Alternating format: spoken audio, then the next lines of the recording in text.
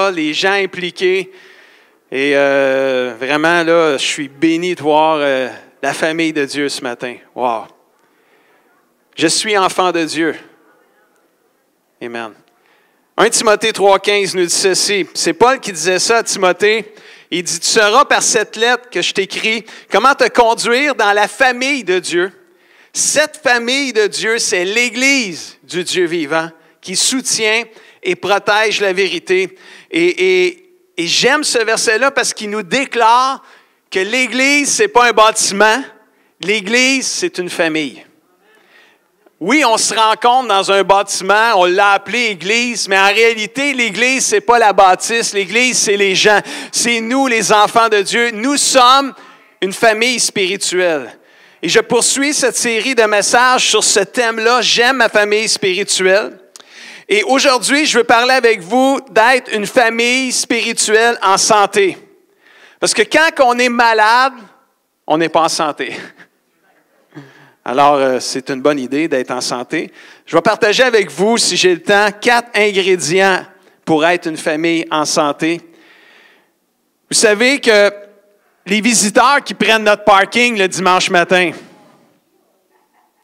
les visiteurs qui arrivent et qui prennent notre chaise le dimanche matin, c'est pas des voleurs. Au contraire, c'est peut-être le prochain frère ou la prochaine sœur qui va arriver dans la famille de Dieu. Alors, soyez pas surpris si un dimanche matin, votre parking est pris. Vous êtes juste arrivé trop tard. Ou le nouveau qui est arrivé plus de bonne heure que vous. S'ils ont pris votre chaise, c'est pas grave non plus. Parce que ça veut juste dire que la famille s'agrandit. Amen. On est des gens d'habitude, on a toujours la même 4e chaise, nous autres. Mais ça arrive des fois que M. Nadeau prend ma chaise avec Mme Nadeau parce qu'il y a quelqu'un qui prend leur chaise en arrière. Et ça, c'est bénissant. Et c'est pas bénissant qu'ils prennent ma chaise, c'est bénissant qu'il y ait du monde qui prenne nos chaises. Ça veut dire que la famille s'agrandit. J'aime ma famille spirituelle. Et c'est tellement important qu'on soit une famille spirituelle en santé. Parce que si on est en chicane, on va être malade. Mais si on apprend à s'aimer les uns les autres, on va être en santé. Et c'est pour ça que l'Église aussi elle a un slogan. C'est pas « Je suis enfant de Dieu », mais ça peut être un enfant de Dieu pour le vivre. Et depuis le début, depuis plusieurs années, cette année, ça fait 20 ans que je suis pasteur. Puis depuis plusieurs années, j'ai toujours ce thème-là de l'Église VIP qui me suit tout le temps. Parce que pour moi, je crois qu'on a besoin d'être une église VIP, une église qui se démarque, une église vraie, une église intègre, une église pure pour les gens autour de nous autres. Une église où chacun se respecte, se supporte, s'aime, se soutienne et se pardonne. Même si on a plus d'affinité avec un ou avec une, des fois on a moins d'affinité avec un autre, ça reste que c'est mon frère puis ma sœur dans la famille de Dieu. Puis on a besoin d'être là. Puis la Bible dit dans 1 Corinthiens 1, verset 10, ça dit « Frères et sœurs chrétiens, au nom de notre Seigneur Jésus-Christ, je vous le demande. » C'est Paul qui disait ça aux Corinthiens, puis c'est comme si moi je le dis aux Mascoutins. « Je vous le demande, soyez tous d'accord entre vous. Parmi vous, pas de division. Soyez très unis, ayez un même esprit, une même pensée. » Y a-t-il quelqu'un qui peut dire amen à cette parole-là ce matin? Premier ingrédient d'une famille en santé spirituelle, c'est une famille spirituelle en santé mange ensemble, se nourrit ensemble. Et je parle de nourriture physique, mais je parle de nourriture spirituelle. C'est le fun de casser la croûte ensemble. C'est le fun de manger ensemble. C'est pas merveilleux un bon repas en famille autour d'une grande table, temps idéal pour parler, pour rire, pour partager notre journée, pour connecter ensemble. Mais pour l'Église de la famille spirituelle, là, c'est tout aussi merveilleux de se réunir ensemble, de pouvoir entendre la parole de Dieu le dimanche matin, le dimanche soir, le mercredi, le vendredi, le jeudi dans les GPS, le vendredi pour la jeunesse. Temps merveilleux pour rencontrer nos frères et sœurs, temps idéal pour prier, pour partager nos soucis au Seigneur, pour prier les uns pour les autres, pour rencontrer nos frères et sœurs, pour chanter, pour servir, pour entendre un message inspirant de la parole de Dieu. On a besoin de ces moments-là pour être une Église en santé, Seigneur. On a besoin de manger ensemble la parole de Dieu, de se nourrir spirituellement ensemble. L'Église primitive, L'Église, c'est quoi ça, l'Église primitive? C'est la première Église des apôtres. Quand on appelle l'Église primitive, vous entendez ça là, d'un preacher, ça veut juste dire la première Église dans Actes des apôtres, avec les apôtres. Et eux autres, ils avaient compris ça.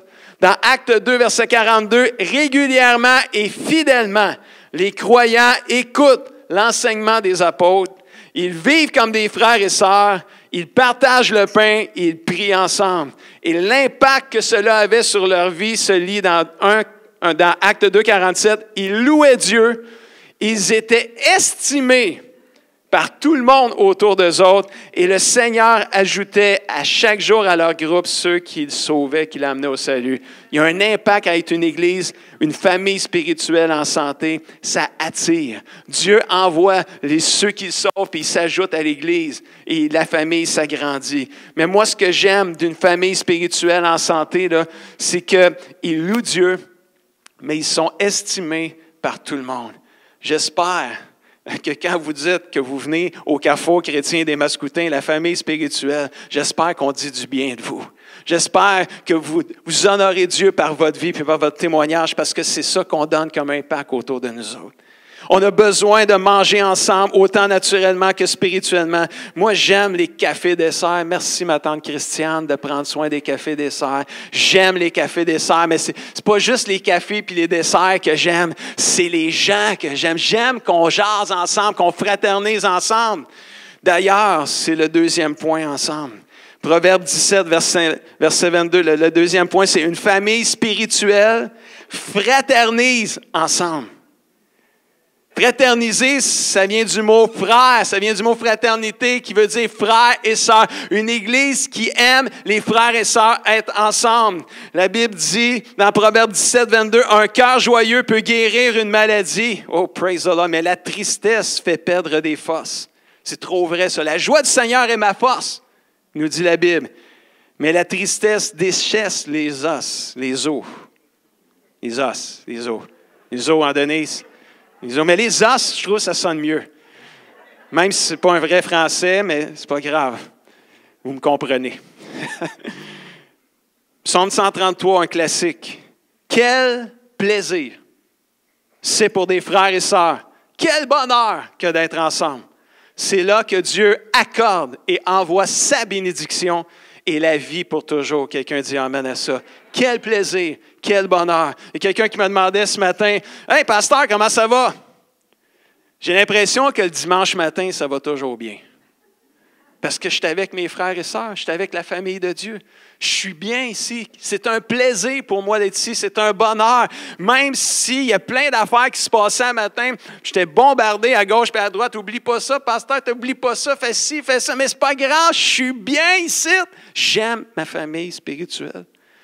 Parce que c'est là que Dieu envoie la bénédiction, envoie la vie. Ça me donne de l'énergie d'être avec vous autres. Dieu se sert de vous pour m'énergiser. Je peux passer la semaine après ça. J'ai de la drive pour passer ma semaine et vivre mes batailles et mes combats comme Annie parlait. Elle n'est pas la seule famille à vivre des épreuves. Puis on en vit toutes, frères et sœurs.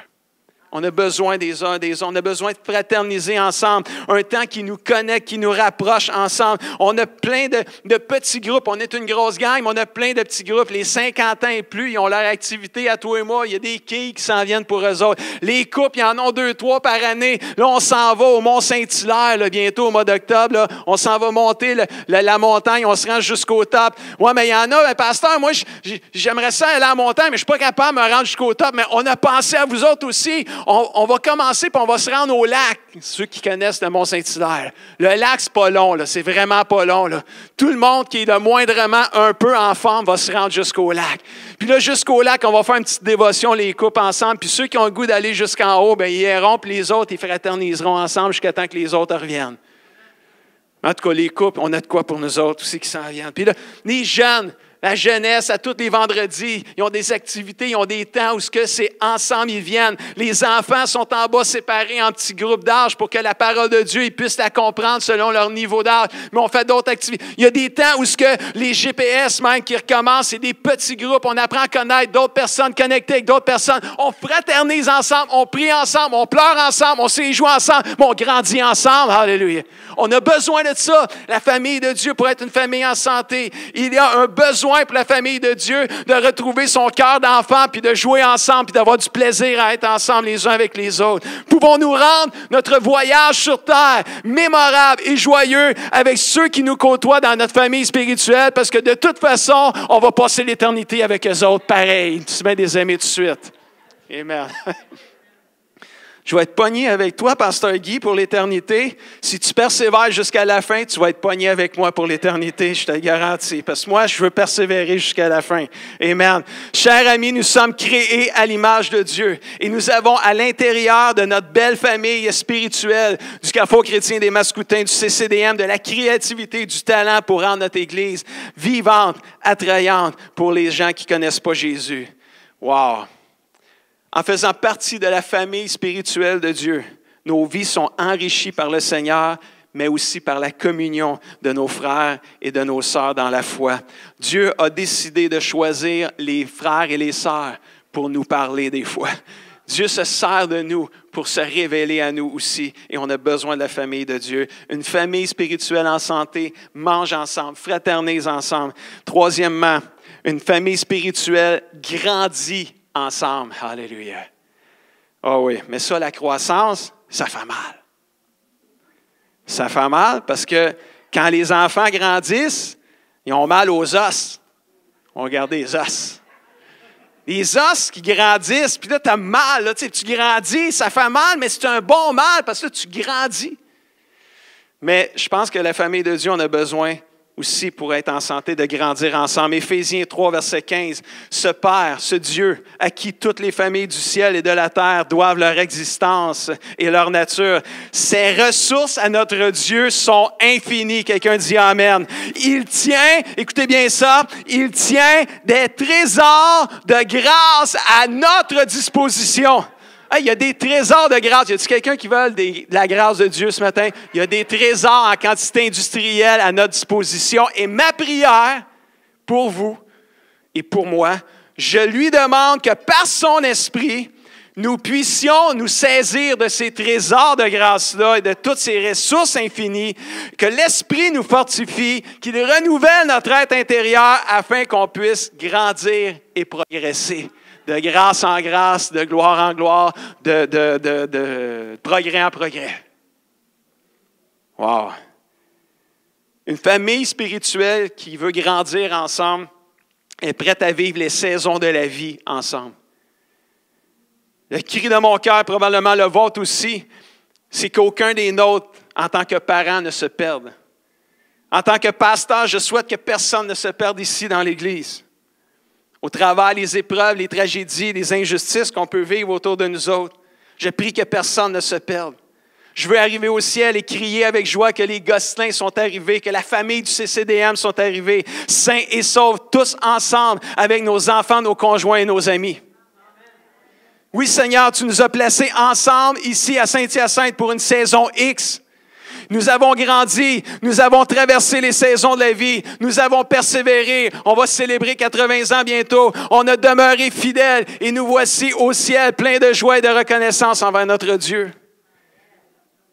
Il y a des gens ici, là, ça fait longtemps qu'ils servent Dieu, là, 38 ans avec les enfants. Là. Mais Jojo, ils ne l'ont pas dit, là. J'avais pas de micro parce que je leur ai dit, là, Jojo qui était à côté de sa fenêtre. Là. Jojo, là, c'était ma monitrice à l'école du dimanche quand j'avais 8, 9, 10 ans. Là. On recule la cassette, ça fait 40 ans de ça. Là. Ça fait déjà plus que 40 ans qu'elle est dans les enfants. Là.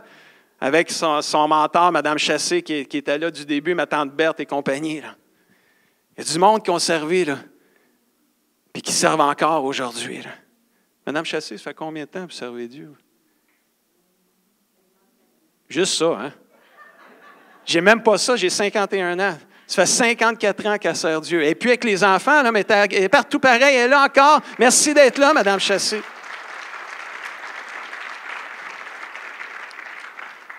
saviez pas qu'on avait 2 personnes ici qui sont là depuis le début de l'existence de l'Église? Mes 2 sœurs préférées. Madame Rita, Madame Richard. 80 ans ici à l'Église. Vous étiez jeunes quand ça a commencé quand même, hein? Merci d'être là. Hey, c'est pas des farces, là. C'est vraiment vrai, là. Ils sont là depuis le tout début, jour 1. C'est sûr qu'ils étaient bébés là, dans ce temps-là, ils étaient jeunes enfants, mais pas grave, ils sont encore là aujourd'hui. Ils en ont traversé des épreuves, ils en ont traversé des moments difficiles. Ils auraient pu lâcher bien avant ça.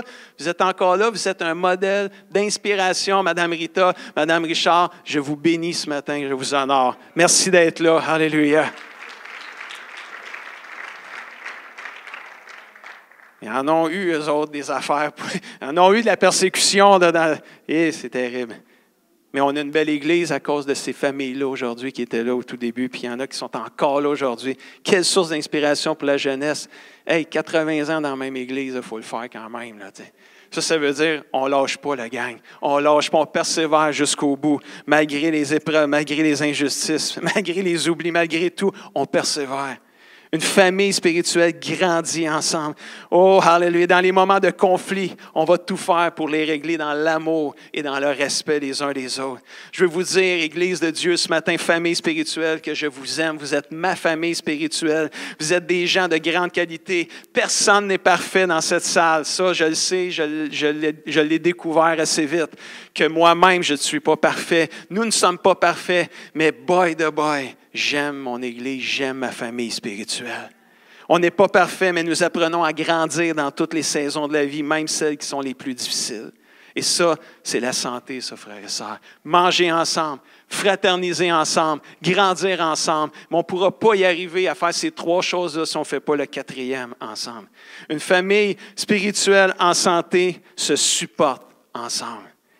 Quand on parle de se supporter, on le voit dans Colossiens chapitre 3, versets 13 et 14, qui dit « Supportez-vous les uns les autres et pardonnez-vous. Si quelqu'un a un reproche à faire à un autre. » Je le dis à chaque fois que je lis ce verset-là, c'est plus fort que moi, là, mais à toute fois que je lis ce verset-là, puis je dis « Si quelqu'un a un reproche à faire à quelqu'un d'autre, allez voir le pasteur. » Tu vois, on dirait que c'est comme sous-entendu. Ce n'est pas écrit, mais c'est comme sous-entendu. J'ai l'impression que dans certaines Bibles, c'est ça qui est écrit. Mais quand le Seigneur il dit, s'il y a quelqu'un un reproche à faire à un autre, c'est quoi que la Bible dit? Le Seigneur vous a pardonné, bien agissez comme lui. Pardonnez vous autres aussi. Mais surtout, aimez-vous. L'amour est le lien qui unit parfaitement. Puis s'il y a quelqu'un un reproche à faire à quelqu'un, bien allez le voir. Puis allez en parler. Puis respectez-vous, puis pardonnez-vous, puis supportez-vous. Savez-vous que c'est quoi supporter? Oui, c'est quoi ça veut dire supporter? Ça veut dire ça. Ça veut dire tolérer la présence de quelqu'un.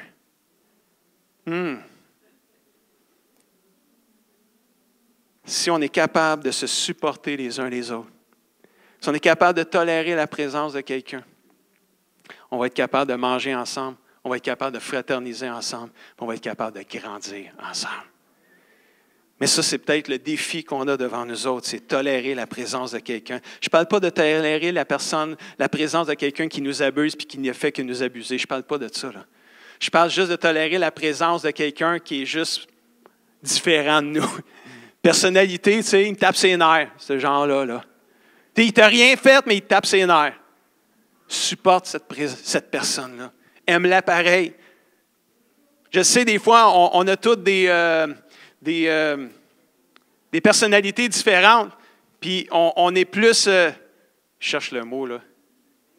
Des affinités. On a des affinités avec d'autres personnes. Il y a des personnes avec qui on s'entend super bien, puis il y en a d'autres, on s'entend juste super pas bien. Puis on s'est même pas dit rien, puis on a juste des affinités complètement différentes, mais on s'aime pareil, c'est juste que on se voisine pas, on se parle pas vraiment, là, tu sais, puis ça arrive, ça, là. Mais la Bible nous encourage de se supporter les uns les autres, puis si on a à se plaindre de quelque chose, on a un reproche à faire. Moi, j'aime la Bible parce qu'elle savait qu'à un moment donné, on aurait de quoi reprocher à quelqu'un. Elle savait trop, hein? Parce qu'on est des êtres humains, vu qu'on est des êtres imparfaits, à un moment donné, c'est sûr qu'il y a quelque chose à quelque part qui va faire en sorte qu'on va avoir un reproche à dire ou à faire à quelqu'un. Puis si on a un reproche ou à faire, la Bible a dit, va voir cette personne-là, puis règle ça dans l'amour, le pardon et le respect. Parce que si on apprend à faire ça, on va apprendre à grandir puis on va devenir fort dans le Seigneur. Quand nos frères et sœurs réussissent, on applaudit. Quand ils se réjouissent, on se réjouit. Quand ils prospèrent, on sourit. Wow! Quand la vie est injuste envers eux, on veut être là pour les aider, les supporter et prier pour eux. Alléluia! Comme une bonne famille spirituelle. Si la famille spirituelle vivait l'amour inconditionnel de Dieu, nous aurions vraiment la puissance qui nous permettrait de traverser les vallées sombres de la vie et d'atteindre de nouveaux sommets. Je vais inviter l'équipe de louange ce matin à s'approcher. Je crois que il y a une quantité de gens qui sont à la recherche d'une famille spirituelle en santé autour de nous. Je crois qu'il y a des gens qui sont tannés de la religion, ils sont tannés de l'esprit religieux, mais je crois qu'il y a des gens qui aimeraient trouver une famille spirituelle en santé.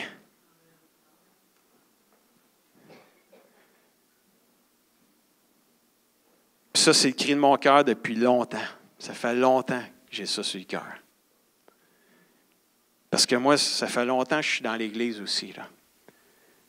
Pas autant que Mme Chassé, mais c'est parce qu'on n'a pas le même âge.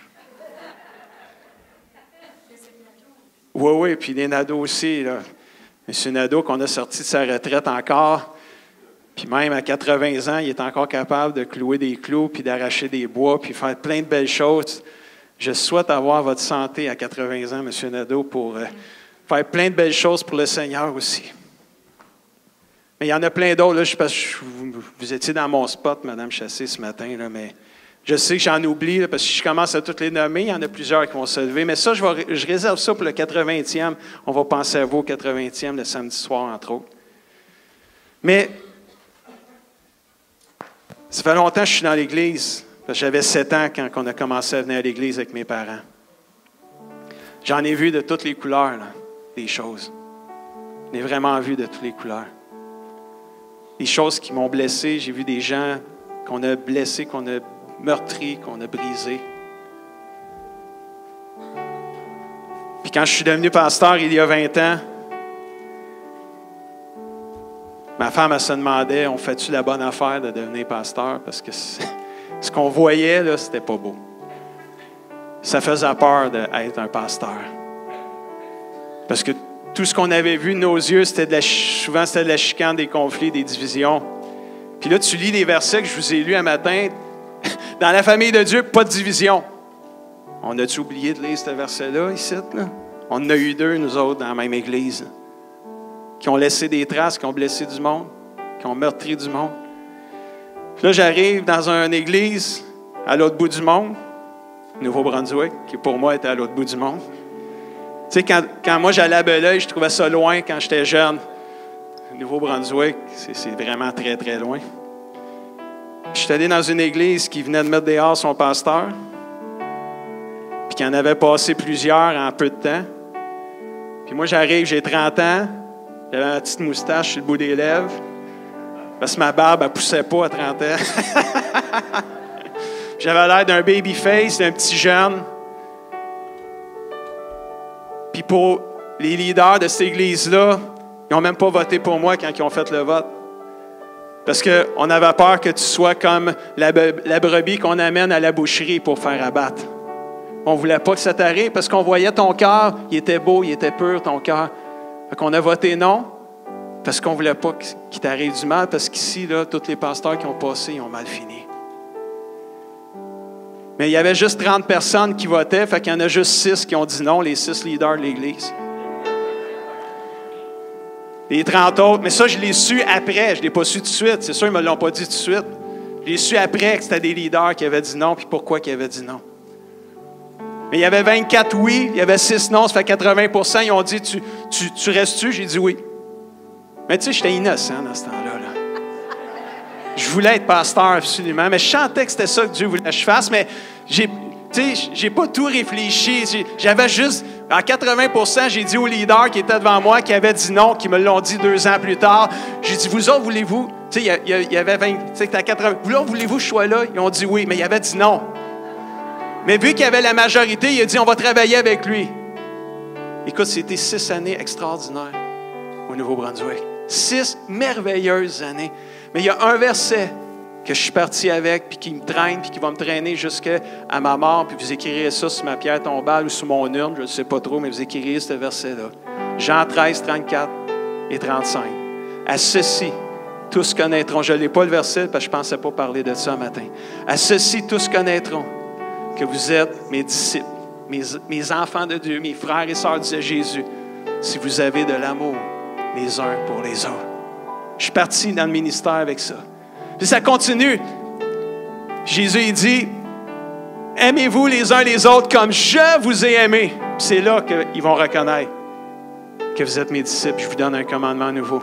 J'ai dit à l'Église, moi je sortais des chicanes d'Église, je rentrais dans une Église qui venait de chicaner pendant plusieurs années. J'ai dit, moi là, j'ai juste le goût de vivre ce verset-là. C'est écrit dans la Bible, on peut-tu le vivre? Peut-être pour ça qu'ils ont dit oui. Peut-être pour ça. On a fait un pas de foi tout le monde. Puis ça fait 20 ans aujourd'hui. Là. On a commencé en 98, on est en 2018. Ça fait 20 ans. Au mois d'août, ça fait 20 ans que je suis pasteur. C'est le plus bel job au monde que je fais. Je suis heureux encore 20 ans plus tard. Même s'il y en a qui m'ont dit, tu ne devrais pas. Je ne suis pas un esclave de la peur. Je suis un enfant de Dieu. Il y en a qui essaient encore de m'en mettre de la peur. Quand je suis venu à Saint-Hyacinthe, c'était pire que quand je suis allé au Nouveau-Brunswick. Ça, c'était pire que pire. Là, j'ai eu les plus. La peur a été répandue en majuscule. Ils ont voulu me faire peur. Va pas à Saint-Hyacinthe, ça n'a pas d'allure. T'sais. Mais moi, j'aime Saint-Hyacinthe. Puis si Dieu me veut là, ben, je vais y aller. Parce que s'il me veut là, il y a un but pourquoi il me veut là. Puis Dieu a guéri mon cœur des années, mais c'est pas fini. C'est pas fini les guérisons. C'est pas fini. Non. Moi, je veux être une église, une famille spirituelle qui a plein d'amour. J'aime pas voir la famille se critiquer les uns les autres. Ça, là, Sam. S'il y a de quoi qui me fait mal, là, c'est ça. Ça me fait pas mal à moi, là. Ah, parce que, pasteur, ton église, il se critique. Ça fait pas mal à ça. Ça fait mal parce que je pense que Jésus n'aime pas ça. Parce que l'église, c'est son épouse. C'est sa fiancée. Puis, il n'y a pas personne ici qui est fiancé puis qui est marié qui aimerait que quelqu'un parle en mal de sa femme.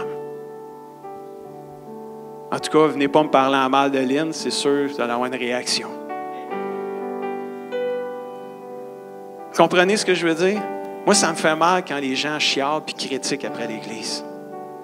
Parlent dans le dos des uns des autres. Ça, là, c'est écrit dans la Bible que c'est malsain. On ne veut pas ça. Mais on est des êtres humains imparfaits, puis des fois, l'humain prend le dessus, puis on ne s'en rend même pas compte, puis on a parlé contre quelqu'un. Des fois, on ne s'en rend même pas compte. Puis ça, là, on est tous, moi inclus, le premier là-dedans, victime de ça. Là. Mais je pense qu'un matin, là, il y a quelque chose. Non plus esclave de la peur, je suis un enfant de Dieu. Est-ce qu'on peut déclarer ça sur nos vies? Je suis un enfant de Dieu. L'Église, là, c'est ma famille. On est des frères et sœurs. C'est sûr là, qu'on ne peut pas plaire à tout le monde à 100%. It's just impossible.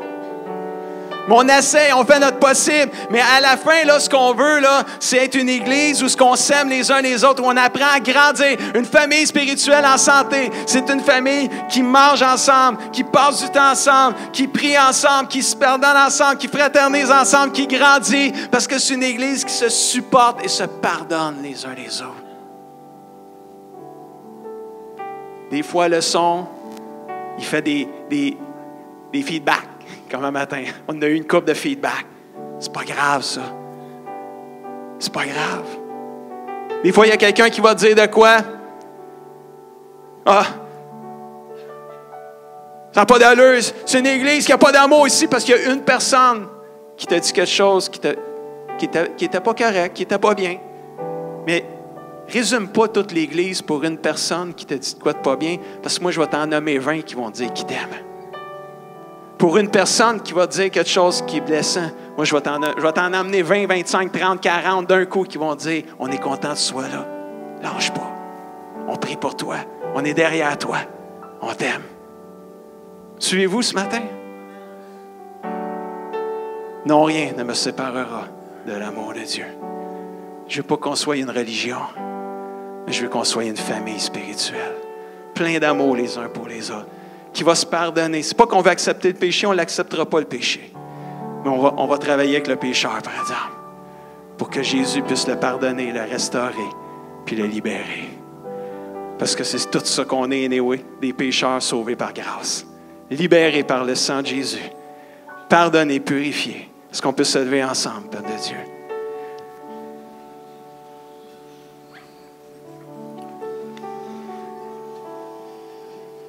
On va prier. On va chanter un chant que j'aime beaucoup, qu'on a chanté dimanche passé. Saint-Esprit, sois le bienvenu. Puis là où vous êtes, ça va être le dernier chant ce matin. Laissez le Saint-Esprit vous faire du bien ce matin. Laissez le Saint-Esprit juste vous faire du bien alors qu'on chante ce chant-là en terminant ce matin. J'aime ma famille spirituelle.